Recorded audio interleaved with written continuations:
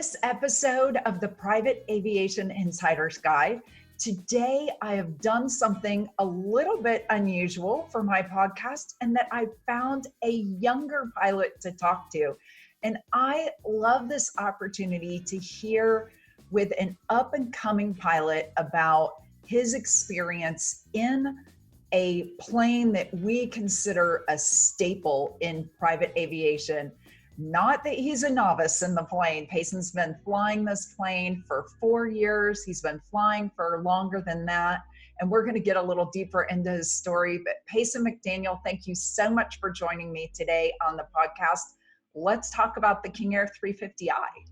Renee, thanks for having me on. It's a real honor to be here and getting to talk about this King Air. I love flying and I love this plane. So what do we have first? Well, let's talk about the performance of the plane first, because there are some things about the King Air, which is a turboprop, that are different from jets, light jets. And let's talk a little bit about that first. I know you've flown both. Yeah, so the King Air 350i has great performance for it being the turboprop. It's basically a well overpowered Baron. It flies like it, but it has great climb out performance, runway performance, takeoff field length, generally around 3,300 feet. We restrict our operations to airfields with a minimum of 4,000 feet just for our own safety. And that gives us plenty of room, plenty of fail-safe in that. Also, the speed of it, normal cruise is around 300 on a standard day. This time of year being at the heat, the hotness of summer, that is, we're getting a little bit less than that, probably around 285 knots true once we get up there. But we love it, and it's been fitting our mission since day one. So you talked about getting up there. What's the service ceiling for King Air 350? So the King Air 350 has a service ceiling of 3,500 FL 350, and we generally keep it around 26 and 27 just for our mission. We do primarily probably 80% of our mission is less than 600 nautical miles, and probably half of that is less than 350. So generally we're down below in the mid-lower 20s for our operation. That's great. You're out of the way of the commercial traffic there. And what do you feel like is the ideal mission for the aircraft? You talked a little bit about some of those short hops that you take. What's its sweet spot? Yeah, I really think our sweet spot is that 26 to 27,000 feet for when we're flying, and for the longer hauls over 600 miles, even some less than that. If you can get into 29, 31, you can really start seeing big reduction in the fuel flow per hour on it as well. Well, let's talk about that. What is the fuel burn on the King Air 350? A good rule of thumb for our operation doing more shorter hops is first hour fuel burn is about 900 pounds per hour, and then 800 after that, and that's combined. But generally, once we get it up to that 27,000 feet for us, we're getting around 580 pounds per hour, and above that, you can bring it down lower and lower. That generally gives us around close to 5 hours in the plane, and that being a King Air and not being able to walk around, that can be a long 5 hours. Well, for those of us who are not pilots, pounds per hour equates to how many gallons per hour? Well, I'm going to have to do a little converting right here. It's about 6 pounds per gallon. Is that right? 6.7. So what did I say? 580. It's about 86. I don't want anyone getting major sticker shock there with 900, like thinking 900 gallons per hour, because that would be a little bit excessive on the fuel burn. Yeah. Well, Payson, you're flying the 350i. How's that different than a 350? So really, a lot of it is the cabin design itself. I believe it is considered, how does Textron put it? I think they have a whole lot of words for it. Intelligent, innovative, impressive, invaluable, iconic, and ideal. I had to look that up. That's a lot of eyes. It's a lot of eyes. Basically, they made this such a great business platform for your passengers. In the back, in the cabin itself, our plane is equipped with Wi-Fi and a venue cabin management system. With that, each passenger seat has its own control, its own digital control panel that controls lighting above, its window. It has dimmable windows. It doesn't just have a screen that slides down, which is a really neat feature. Even kids get on board and they love to play with it and see how it can dim. And not only that, the venue system itself has its own tracking. So the passengers are always connected to what's going on, where they are on the flight. We have moving map as well, and time to destination, altitude, speeds. So they love being connected in flight. And then, Wi-Fi has been key for our passengers too. But how expensive is it? Oh, they told you not to tell them how expensive it is. Maybe we could. That's right. They just said, once they started using it, they just said, keep it going and don't tell us how much it costs. That's great. It's expensive to put in and it's expensive in the air for sure, but it is a luxury that most people won't do without. Payson, will you tell me a little bit about the modernization of the cockpit with the newer King Air 350s? Yeah, absolutely. The King Air 350i's now off the factory floor, I believe, come with the Rockwell Collins ProLine Fusion, which is all 3 large touchscreens in the cockpit. Once you start using it, I will say I was a little bit hesitant coming off of some previous systems and even ProLine 21, and I didn't know how I would love, having to touch everything, especially in turbulence. But it is such a user-friendly design. They really put a lot of detail and thought process in creating, being able to, the pilots to use this in a really simple way. With the touch screen itself, you need to input V speeds on the PFD itself. You just touch the speed tape and you input everything you need to do. For your FMS, for moving map, you get a route change. They tell you to go over a specific waypoint or a VOR. All I have to do is go on the map now and select that waypoint on the map, and I can input that directly into the flight plan itself. I don't have to type everything in. Not that typing is too hard on this system, but it has been a real joy to learn and fly this ProLine Fusion. Well, it sounds like it's reduced the pilot workload a little bit in the cabin, which always equates to safety. And I remember the first time I sat in Fusion cockpit and was touching things in there, because that's what people do when they get in trouble in planes.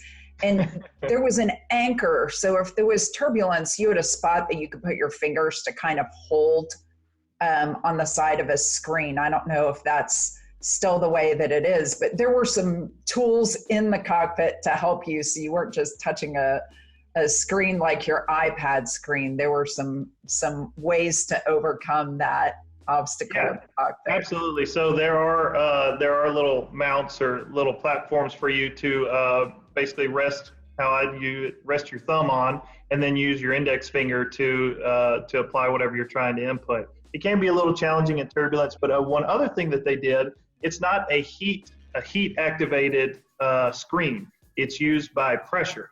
So your iPhone or some other products that you can use, basically when you touch it or get close to it, then you activate it that way. But this one, you have to actually put pressure on to get it to respond to what you're wanting it to do on the screen. So that really has helped too. So if you hit turbulence and your finger scrolls across, you're not making 5 different errors all at once. Good to know from a passenger's perspective, for sure. Yes. Tell me about the accommodations for you in the cockpit. How comfortable is it? Do you have elbow room? What do you have to say about that experience? Yeah, absolutely. For the most part, the cockpit itself is very comfortable. It's still small, but they did design over the center control panel. There's a step, or there's a cover that you can put down and use as a step when getting in the cockpit. So that helps a lot. You're not having to, you're able to step up and then step into your seat instead of trying to swing your leg over the center control panel and not press buttons or brake knobs or anything like that. Once you're in, you got plenty of elbow room, and you know, on top of it, the great thing for me is the AC works great up there, and the coffee pot's right behind me. So that's all I need. That's 2 bonuses, right? Absolutely. AC and the coffee pot. Excellent. Well, you talked a little bit earlier about the amenities in the cabin of a 350i, but we talked before we even started recording today about the comfort for passengers in the King Air 350, because it's a little bit larger cabin than most aircraft in the light jet genre, I guess, of aircraft, or in the light jet platform. Tell me about what your passengers say with their comfort in the back of the plane. The passengers generally have a great response to it. No one likes having to crouch down or hunch down a little bit when they're getting into the plane. But once they're in the seat, they realize how comfortable and how much room they actually have. The King Air is designed with what's called a squared oval design. So you have more of a straight side walls that go up and then oval over basically at the top, which prevents the passengers themselves from having to feel like they're being pushed in, like some of the other, Citation and other jets that are out there. It actually, if I remember correctly, it has the same height as the most of the CJs that are out there. But once you're in it and sitting, they feel comfortable. Also, with the double club seating arrangements, which means in the main cabin itself, we have the seats are set up 4 and 4, and that's been a comfortable design for them as well. Plus, all the seats will extend out into the aisle too, to give them more elbow room, and rotate around as well to try and give them more leg room. And then with the King Air, you're climbing onto the plane kind of behind the wings. So you're coming in to the back, and you have luggage and a lav in the back, and then the seating up closer to the cockpit. From a configuration standpoint, what kind of feedback do you get about that? The passengers don't seem to mind it as much. Me as a pilot and other pilots that we have flying with us, they're not too big on it, because once we get 8 passengers on that plane, that means we have to close the door and barrel up through everybody, which can be a trick in itself. But for the most part, having that design though, I think it provides a little bit more room in the cabin itself for the passengers to have that added comfort. Now we don't have, all of our baggage is internal. Now we have a large baggage compartment that being in the back itself, but it has the capability and the capacity to carry a lot of luggage back there. The weight itself, maximum luggage capacity is 550 pounds in the back, and that's a good bit. Now our plane is designed with a aft vanity right next to the lavatory in the back too, which has been a nice feature for if passengers need to use the restroom. They have two sliding dividing doors, solid doors that actually close off from the cabin to give them added privacy. But once they're in there, they can open up this vanity, have a full mirror, have a sink with water, and everything else.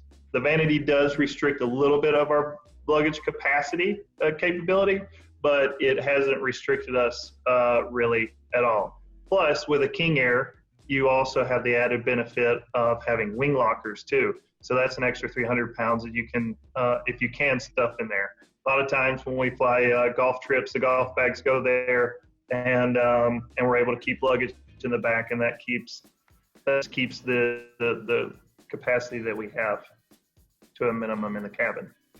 Yeah, it's almost like there's a cargo area in the back instead of a luggage hold. It feels cargo because it has the netting to keep the bags in the back in case of turbulence.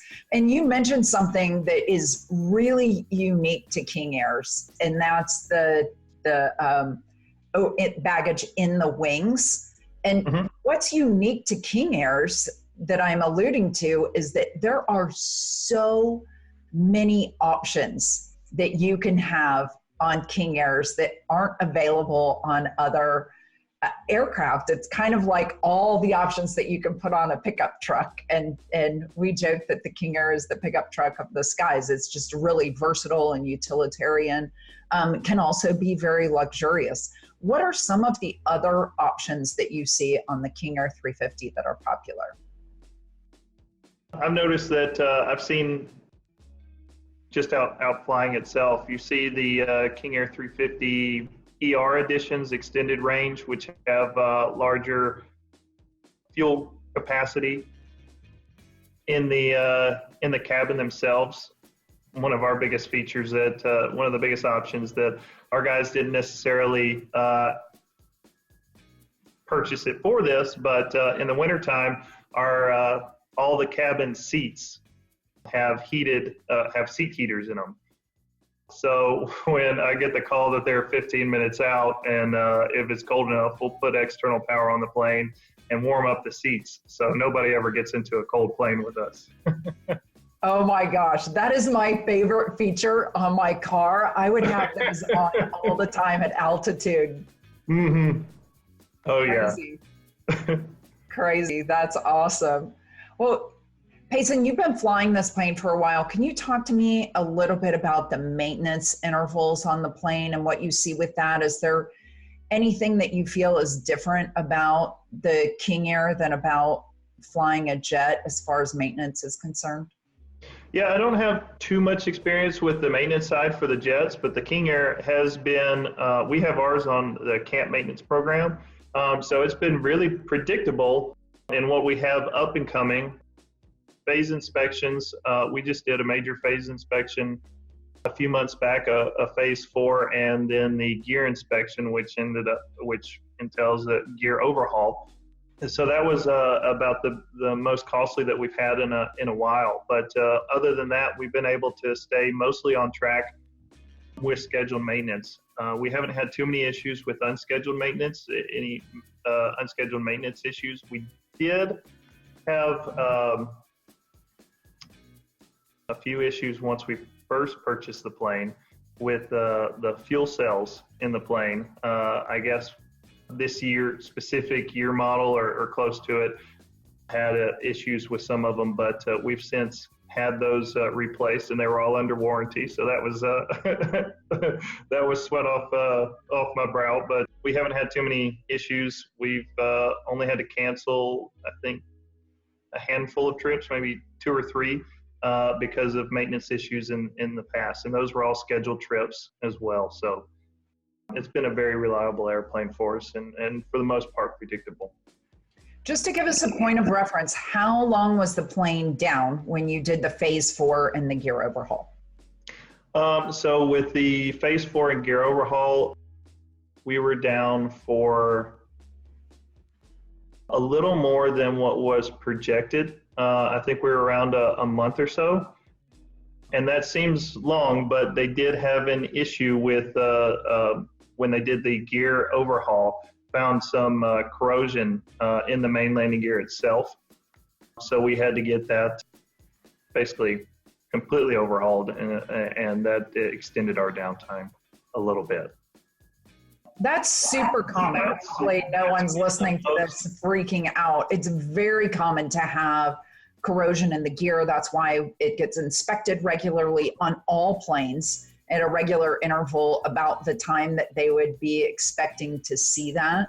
And we find that just landing in areas where they've had to salt runways and all sorts of other environmental factors can cause corrosion in the gear. There's debris thrown up into there, and that is very common, and all the manufacturers have to deal with it, and they all know at what interval it's going to happen. So that's a very common thing. Doesn't surprise me at all that you would have found that. I was a little surprised that you were down for a month, though. That seems a little long to me. Yeah, I think it wasn't just the maintenance itself. I think the shop that we were using may have gotten a little bit busy too in some of their stuff that they were doing. That definitely happens, and I think we may end up seeing that more and more as time goes on, and this pilot and mechanic shortage gets tighter. We may see longer downtimes for aircraft. Tell me about your training with the King Air 350. So training, I went to flight safety for my initial flight training, and it was a great facility, great training as well. And they really do a great job in preparing you with flying at your safest ability and safest way to operate as well. Since then, we've gone to a few different facilities for recurrent training. And each time you go to recurrent, you expand a little bit more and get more and more in depth in what you're doing.